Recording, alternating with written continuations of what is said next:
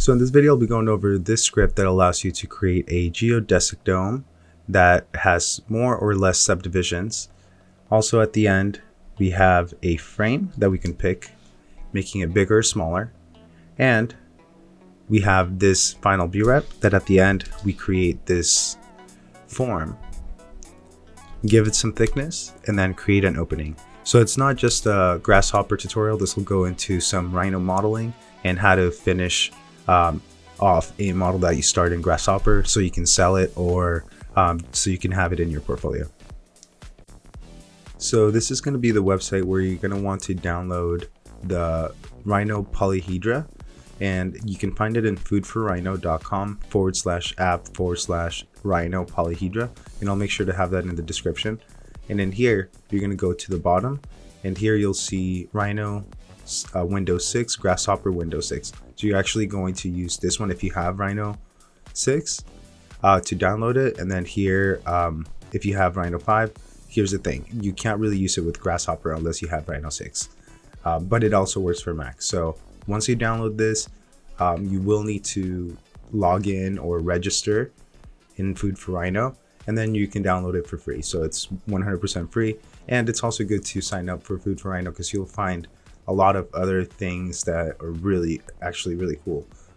You'll find many specific plugins that are very, like I said, specific to other things like landscaping, fabrication, and stuff like that. So for now, we'll use this one, and I'll show you how we're going to extract a geodesic dome form using this plugin.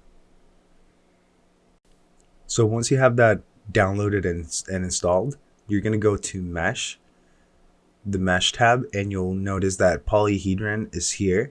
Now there's a bunch of different things we can look at, but for today, we're just going to go to icosphere, and that's going to give us our geodesic dome form. So I'll plug that into here, and you'll see it pop up here. Now, it is under the Mesh tab, which means that it's not really a NURB surface, which is what you typically use in Rhino when you're modeling things. So we're going to have to turn this mesh into a NURB so we can work with it. Now, you don't have to, but that's just something that I like to do to basically extract the geometry. Now, there are ways in which we could create a geodesic dome from scratch, but I feel like this is pretty useful just because you kind of don't have to worry about those steps, and you can just worry about detailing the geodesic dome. So what scale is going to do, so once you bring that in, scale is actually going to give you the size. So I'll go 120. And notice that we actually have no definition as to what the shape is. We do see the overall form, but we don't have the edges. So I'll go double click here and go to Mesh Edges because it's a mesh. So I'll plug this into here, and you'll see that now we have the outlines here displayed with this component. Now the density is going to determine how much of a subdivision it's going to have. So it's going to truncate the mesh into smaller subdivisions. So density right now is at 0, and our plane is at XY. So the plane is going to be the location of this object. So right now it's at XY 0, 0. So that's going to be our plane. And density, if we increase it, so we'll go 0. And then one way you can create a custom slider is you can do less than, and then the next number. So the next number is going to be 5. I'll just do 4. We only need 4 numbers here. So we can start with the density at 0, which is the default. And we can slowly increase it here. And notice that now we have more subdivisions. With 2, we have way more, and so on. Now, it will get to a point in which it's subdivided so many times that it'll start crashing your computer. So that's why I only went to 4. Technically, we could go to 5, but I'll show you what happens here. It starts getting super dense, almost like too much. So for now, we'll keep it at like 3. And with this, now we have the geometry that we can split. So right now we have the mesh and we have the edges. And for now, I'm actually going to delete those and go to Mesh or Face boundaries. So when we get the face boundaries, it does the same thing. It creates the boundaries of each one of those, and we're going to turn it into a NURB surface by doing a boundary surface.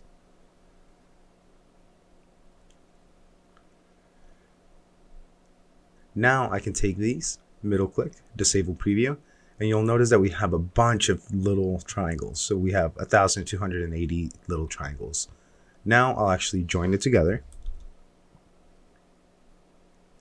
And that's how you turn this mesh surface into a NURB surface, right?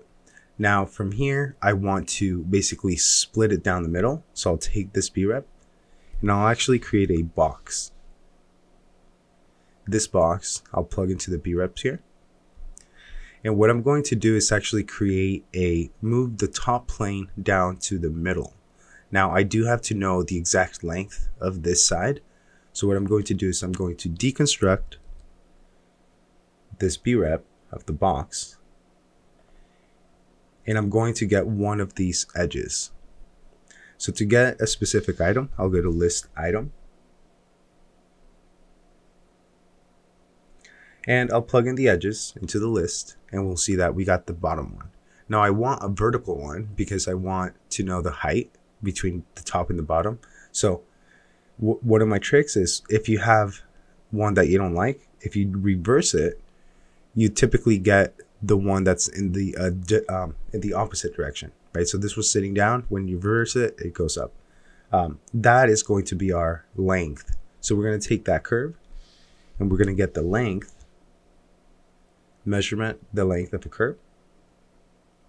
Here it gives us 240. So that's going to be actually twice as the scale. So we could technically just move it down half of that, but this is a way in which we could figure out the exact length of this. Now we're going to divide it by 2. So division, and I'll bring in so I could just set data item, so I can set data item as 2, or I could just do a double click here and do division by 2, which just takes that length and divides it by 2. Now it's going to give us the 120, and we basically want to bring this top plane down by 120, or the bottom one up by 120. So we're going to take this preview, take it off.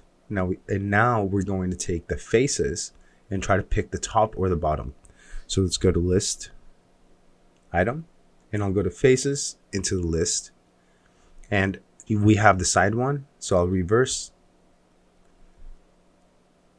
the order, and now I get the top. Now I'm going to move this top plane in the Z direction, but down. So I'll have to bring in a negative component to bring this down. And what's going to be the length? It's going to be half of this entire one. So when we took the length of that, divided it by 2, this gives us our center location of there. So I'll go here to these, middle click, disable preview, and all I have to do now is split this B-rep into 2. So I'll go to split B-rep. We're going to use this bottom geometry as the cutter, and we're going to use our join B-rep as our other one. Now when you do cut it and you disable the preview here, you'll notice that we actually have, so I'll disable the preview here, we actually have 2 sets here. So when I go over to the results, we have 2 B-reps, the top and the bottom. So now we're going to go to list item just to pick one of them. So when you plug that in, our index of 0 gives us the top. But if I did set the integer to 1, it would pick the bottom one. So hopefully you see how that works. And then here I'll set that index back to that integer back to 0. Cool. So now I can disable the preview of all of this stuff. And from here, now we have the ability to create that geodesic dome design that we want. So It did take a few steps, but this way we have a really clean dome with a really nice bottom, subdivision that looks really clean. And we still have the ability to come back here and change the density. So if we went to 2, even 1, right? Because this would create this one, and then 0 creates the overall shape like this. So let's go to 3. Cool. So far we've gotten the shape. Now from here, there's many directions that we can take. I'll show you one way to detail this dome further. Okay, so now that we have this, we can move ahead but do notice that we do have, this is a closed BREP. So what we have to do is to subdivide it further. I'm going to create these little frames inside here. Now this does require you to download the Lunchbox, the plugin, which is going to be found here also. So this is going to be, let's see here.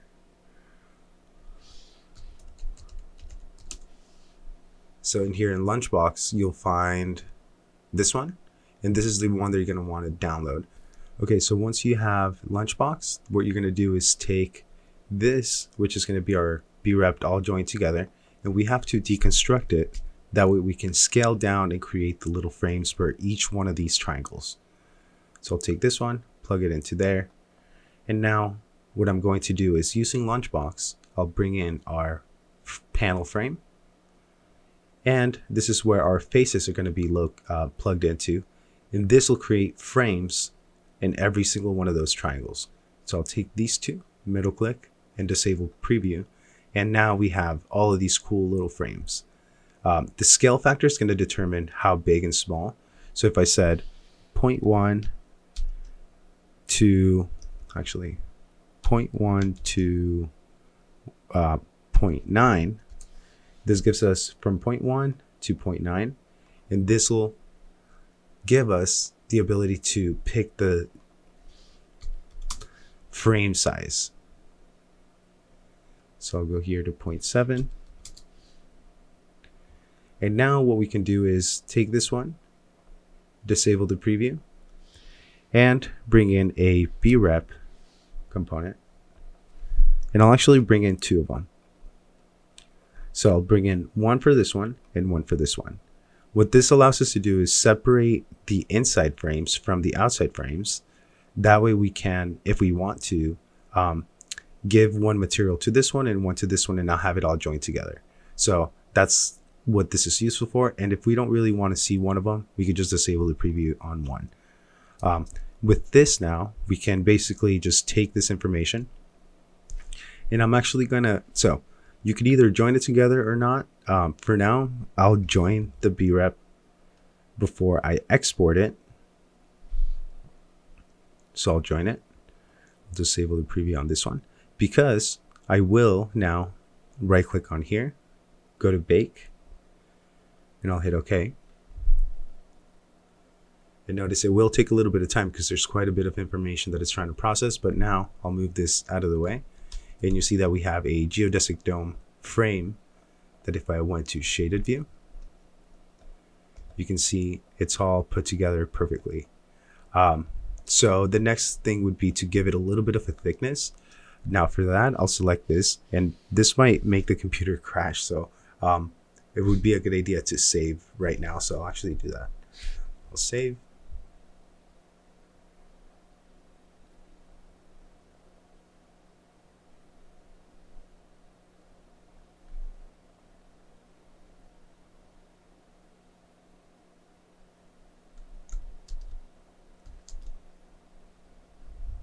And then I'll do the same thing with my script.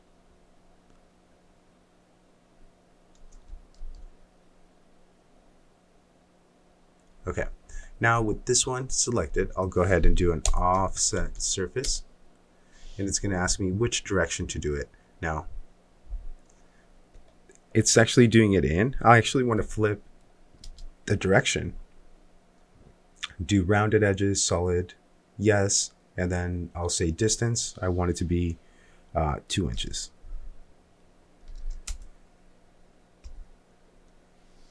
And since we do have a perfectly closed B-rep, it should work out, but it will take some time. Like, there is quite a bit of information that it's trying to offset, and it's trying to do it as a solid, so it will take a little bit of time, and I'll come back and show you the result. Okay, so I finally got ended doing the offset, and now we have a really nice perfectly closed, if I go here to shaded, you'll see that we have a perfectly closed geodesic dome, and it has all of these connections, everything watertight solid. Now, what we want, if you want to, we could go ahead and create an opening. So for the opening, all I would do is take this information, keep the original. So I'll copy, holding down Alt and pulling it to the right.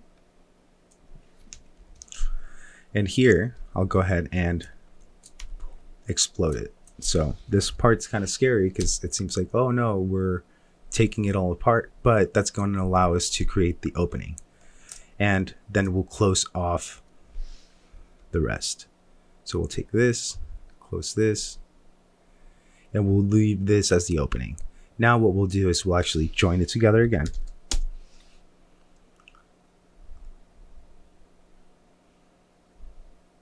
And now after that, we're going to actually, all those little gaps that we have there, we're going to make sure we close them off so we have a clean opening.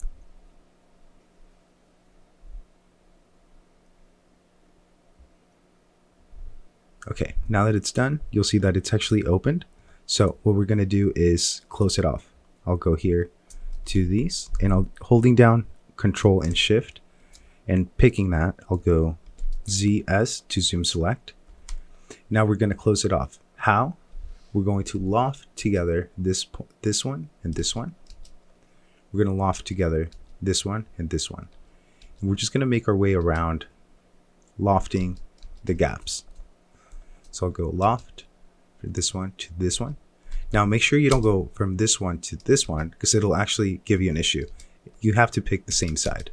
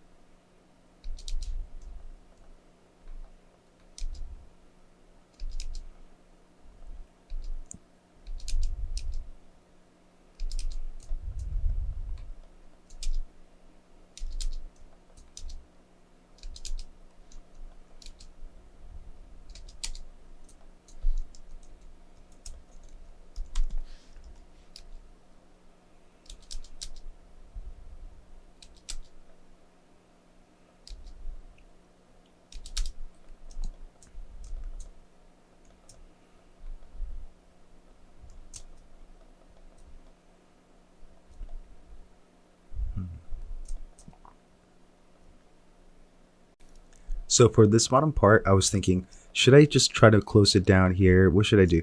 I think for now, I'll just loft together and just close it off like this.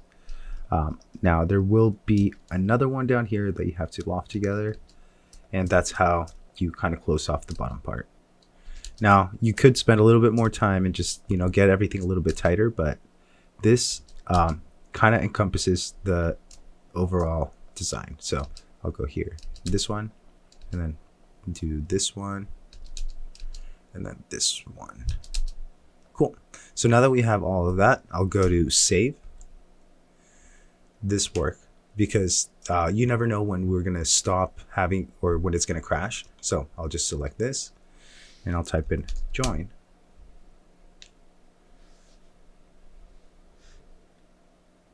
Okay, so now that it finished joining together, you'll notice that it looks super cool. I'll go here to rendered view, and I feel like that looks super awesome. So let's go to our properties, lens length, and let's change that to like 25 so we can have a better view of it. And now let's go ahead and give it a little bit of a material. So we have all these layers. I'll want to get rid of them. I'll go to purge, then enter. So we have just the default. We'll call this the structure.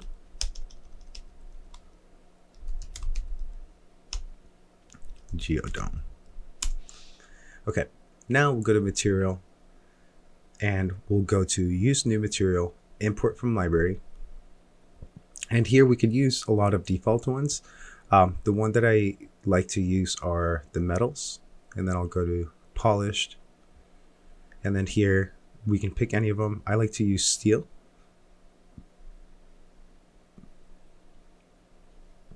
And when you hit OK, you should have basically that update.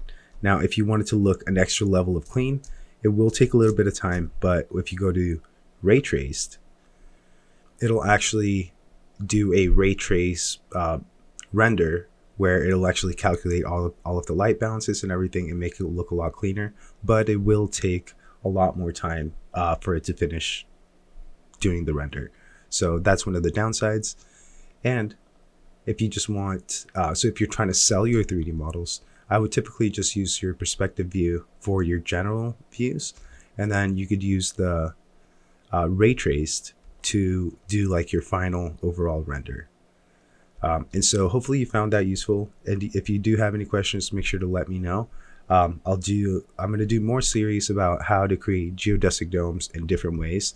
This is just one way to create a perfect watertight solid. You could even 3D print this if you wanted to. So if you have any questions, let me know, and I appreciate you coming by and watching the video. I hope to see you next time.